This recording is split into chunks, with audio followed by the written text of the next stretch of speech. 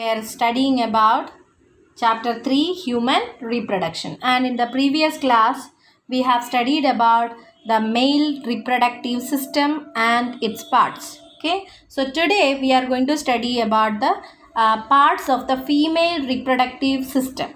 Okay, so the female reproductive system mainly consists of a pair of ovary, okay, fallopian tube, uterus, cervix. Okay, this region is the cervix, and the vagina, and the external genitalia. Okay, external genitalia or the genital organ. Okay, and then along with this we can also see what a pair of mammary glands that are joined, means they work together to achieve various processes of reproduction in females, like what ovulation, fertilization, pregnancy, birth, child care. All these processes are done with the help of what various parts of reproductive system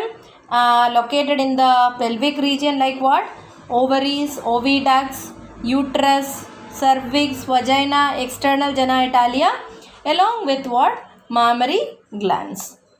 Okay, so let's study each of this in detail now. So the ovaries are the main sex organs. Okay, female sex organs.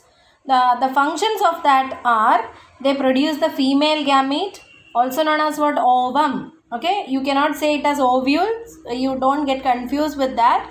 Ovule where you have studied in the plants, isn't it? So ovum is the female gamete, okay, or egg. Okay, and several steroid hormones. Ovarian hormones are also produced by ovary. So what is the function of ovary?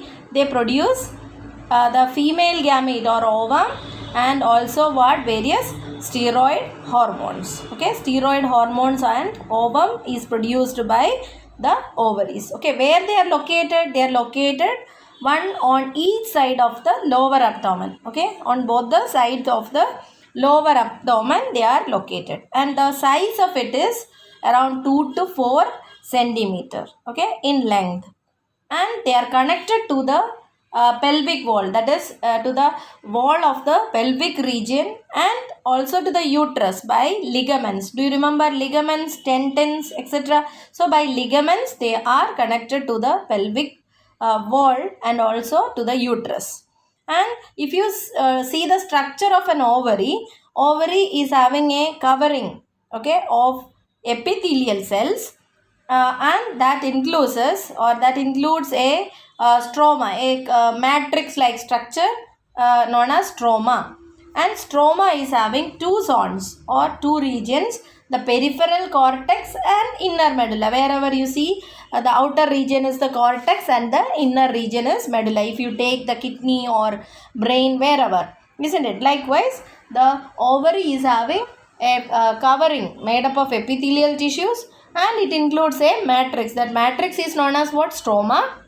And stroma is divided into two regions. What are they? Peripheral cortex and the inner medulla. Okay, so ovaries are the major female sex organ. What is the main function of it? They produce female gametes or ovum, and also they produce various hormones, isn't it? And they are around 2 to 4 centimeter in length, and is connected to the wall of the pelvic region and uterus by ligaments. Okay, and if you see the structure of it, there will be a epithelial covering, and inside that there is a matrix. That matrix is known as stroma, and it is divided into two regions, the peripheral cortex and the inner medulla. Clear? The oviduct, okay, the oviduct, then the uterus and the vagina. Okay, these forms the accessory ducts in the female reproductive system. You can see the oviduct, also known as what? Fallopian tube. Okay, then what? This is the uterus. Okay, and the vagina forms the accessory ducts in the female reproductive system. And if you see the fallopian tube, it is 10 to 10 to 12 centimeter in length. Okay, and you can see that the part closer to the ovary, this region, okay, this region is having some finger-like projections, okay, some finger-like projections known as fimbriae. Okay, so this is what fimbriae, and you can see that what the part closer to the ovary is funnel shaped, and it is known as infundibulum, and this infundibulum is having what the finger like projections known as fimbriae. Okay, so this is the infundibulum. Then you can see a region known as ampulla. Okay, then this is the isthmus region. Okay, isthmus region. So fimbriae is the finger like projections that is helping to direct the egg or ovum which is released from the ovary. Okay, to see ovary releases the ovum here, and the movement of this fimbriae will collect the ovum into the what reproductive tract, that is to the fallopian tube. Okay, and you can see here this is the ampullary region and this is the isthmus region. Okay, so fertilization actually takes place here. Okay, in the ampullary isthmus junction. Okay, so here fertilization occurs. Okay, so the ovary produces ovum, and this ovum will be collected by the movement of fimbriae. Understood? After ovulation you have studied now in 10th class. What is ovulation? The release of ovum or egg from the ovary. Okay, so you can see that this will get collected to the fallopian tube, and from fallopian tube it moves down. Okay, as it moves down, what happens? Fertilization occurs. Okay, now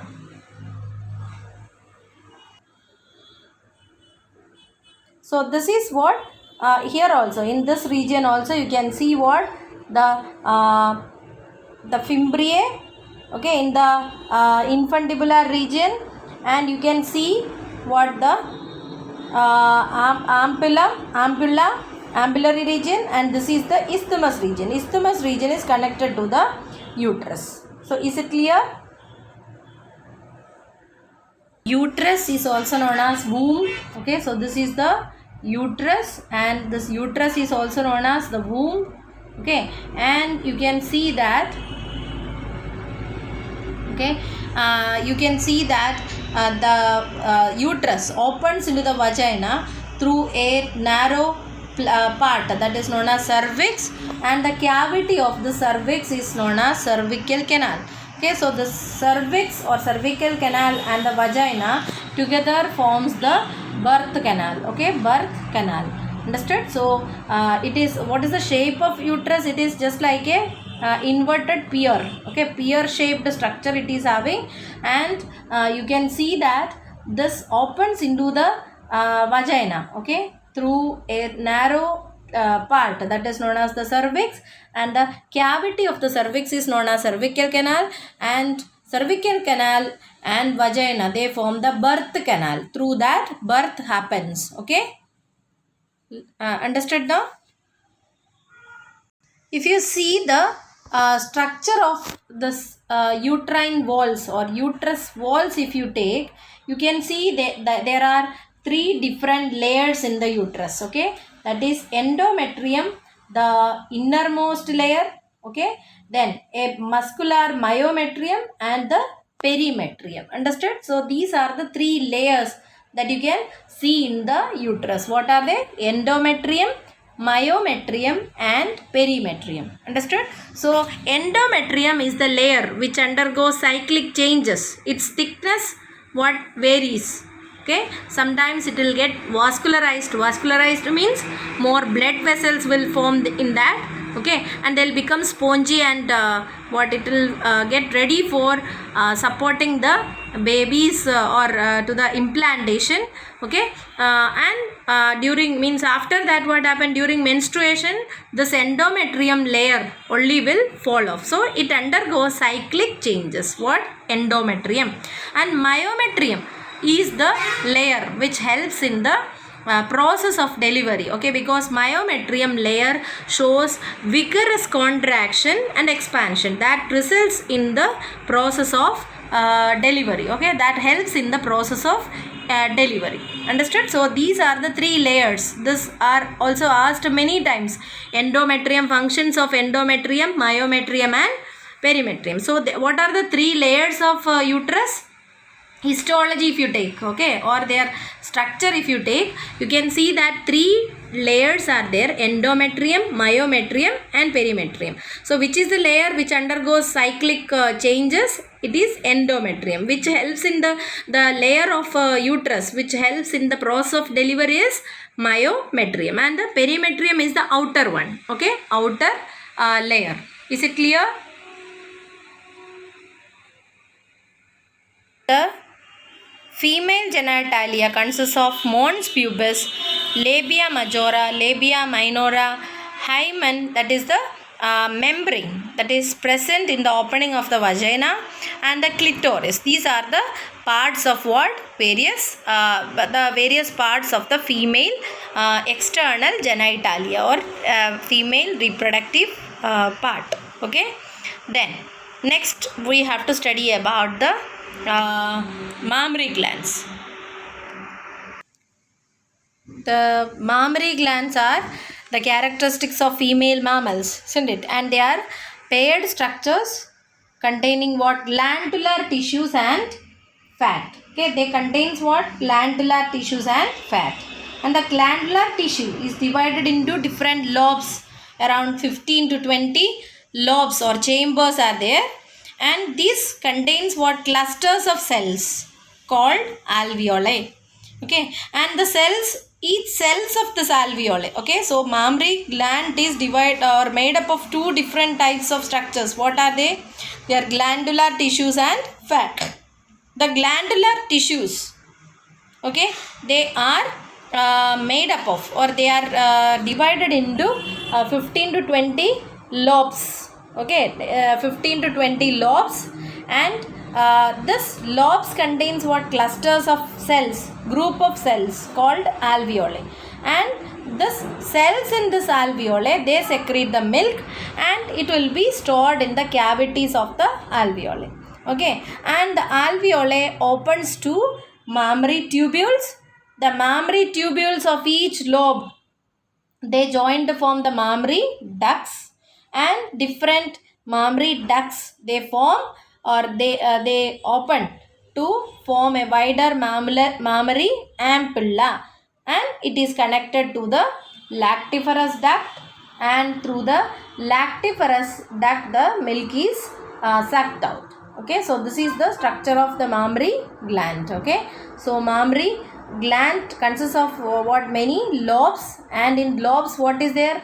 Mammary alveoli is there, that contains what? Group of cells. These cells produce the milk, and this milk will be collected in the alveolar cavity and it will be sent through the mammary tubules. Okay, and from the mammary tubules it will be going to the mammary ducts, and several mammary ducts join to form the mammary ampulla, and that is connected to the lactiferous duct. Through that milk is sucked in. Okay, so this is the parts, these are the parts of what? Female reproductive system. So the female reproductive system consists of what? A pair of ovaries. Okay, then what? The fallopian tube. Okay, uterus, cervix, vagina, and in addition to that they are working along with what? A pair of mammary glands to support the various functions of female reproductive system. Okay, then next we are going to study about the another process. Okay, so do you remember the parts of male reproductive system and female reproductive system? You have to draw the diagrams in copy and you have to practice the diagrams. Okay. So next I am going to teach you about gametogenesis. Okay. So the first process of what reproduction is what gametogenesis means, the formation of gametes. Is it clear?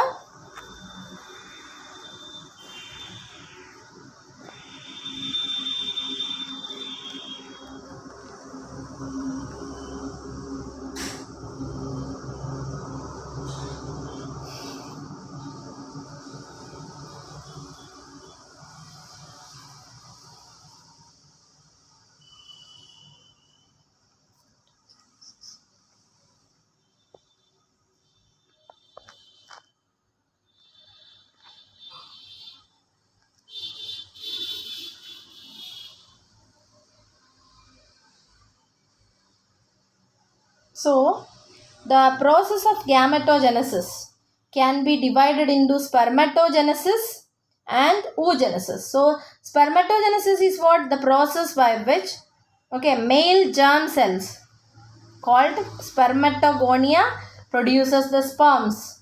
And oogenesis is the process of what? Formation of egg or ovum. So, let's study spermatogenesis in detail first. So where it takes place? Spermatogenesis. Spermatogenesis takes place in the testes. In testes it takes place. So let's start. Have you remember the structure of testes that we have studied? That is, they contain what? Many seminiferous tubules, isn't it? And inside the seminiferous tubules, what is there? You can see the Sertoli cells and the spermatogonia. Isn't it? So you have learned the structure of this yesterday, isn't it? In the previous video. So you can see here what the seminiferous tubules. Seminiferous tubules are having what? Spermatogonia and the Sertoli cells. And in between the seminiferous tubules, what is there? Interstitial cells or Leydig cells, which are responsible for the production of male hormones, isn't it?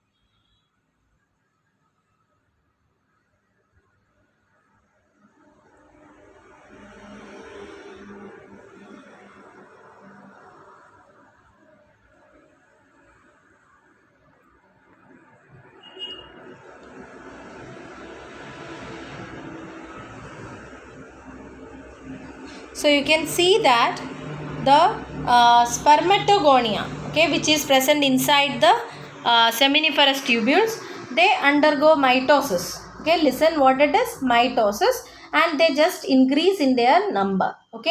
So this is happening first. So the process of formation of the sperms is known as what? Spermatogenesis. And when it starts in a person, in a male, when the child attains puberty. So when the child attains puberty or sexual maturity, what happened?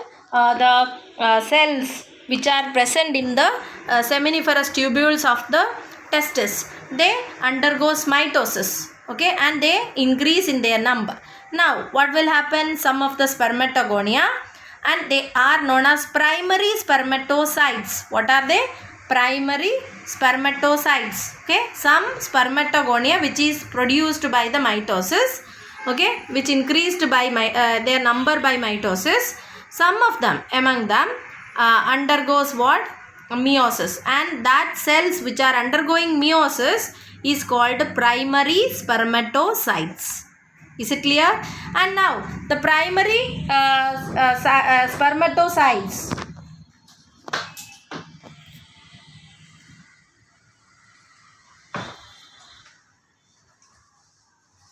they undergo, okay,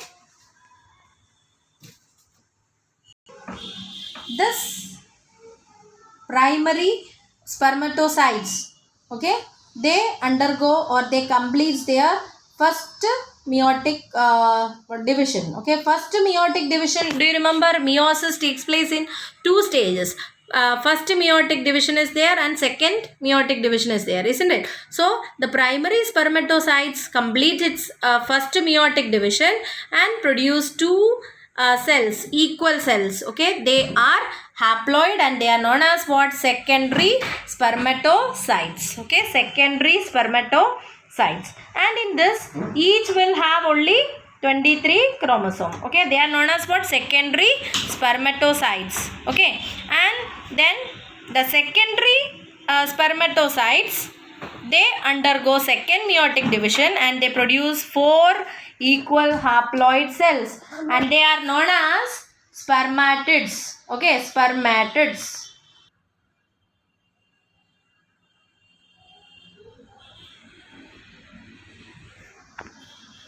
So the cells formed, okay, due to the meiosis are just animal cells, and they are known as the spermatids. Each will have 23 chromosomes in them. Understood? So once again we'll recollect all this. That is, the spermatogonia which is present in the seminiferous tubules, they undergo mitotic division to increase their number, and some of them, they are they are going to start the division are known as primary the meiotic division are known as primary spermatocyte. Okay, they undergo first meiotic division and produce 2 cells. Okay, 2 cells. Each of them are known as secondary spermatocytes, and the secondary spermatocytes undergoes or completes the second meiotic division and produce 4 cells. Each of them will have 23 chromosomes in them and are known as spermatids. They are just like any other animal cells. Okay, their shape won't be just like our sperms. So what happened? They have to transform into the sperms or spermatozoa, and that process is known as spermiogenesis. So what do you mean by spermiogenesis? It is the process of transformation of spermatids into spermatozoa or sperms. Okay, by the elongation of their cells. Okay, and other characteristic features of sperms we will study. So this normal animal cells, okay, which are spermatids, will get transferred or transformed into sperms by a process called spermiogenesis. Okay, and after spermiogenesis, you can see that the sperm head will get embedded in the Sertoli cells. Do you remember what is Sertoli cells? They are the cells which help in the nourishment of the sperms. Okay, so after spermiogenesis, that is after the transformation of spermatids to sperms, okay, they get embedded in the Sertoli cells, and then later on they will get released from the seminiferous tubules by the process called spermiation. Okay, and the release of the sperms, okay, from the seminiferous tubules is called what? Spermiation. So hope you understood all this process. Okay, so we'll study the hormonal the control and the structure of sperms in the other class. Okay, so once again I'll recollect all this process. That is, spermatogenesis is what? The formation of sperms. Okay, where it takes place? In testis. Okay, so exactly where? Inside the seminiferous tubules. Okay, so in the seminiferous tubules we have studied the structure of testis in the last video, and in that I have told you that seminiferous tubules are having what? Spermatogonia and Sertoli cells, isn't it? And spermatogonia or the spermatogonia, they undergo what? Mitosis and form what? Some of the spermatogonia, they act as the primary spermatocytes and they undergo meiosis. After first meiotic division, they are known as secondary. Two cells will be produced after first meiotic division and they are known as secondary spermatocytes, isn't it? And the secondary spermatocytes completes the second meiotic division and they are known as the spermatids. Okay, and the spermatids are what? Normal animal cells only. Okay, and these has to be changed into sperms by a process called spermiogenesis. Okay, spermiogenesis, and after spermiogenesis, sperm had become embedded in the Sertoli cells and are finally released from the seminiferous tubule by a process called spermiation. Okay, so spermatogenesis, okay, then spermiogenesis and spermiation, all these terms you should be thorough with. Okay, so hope you all understood this. Thank you.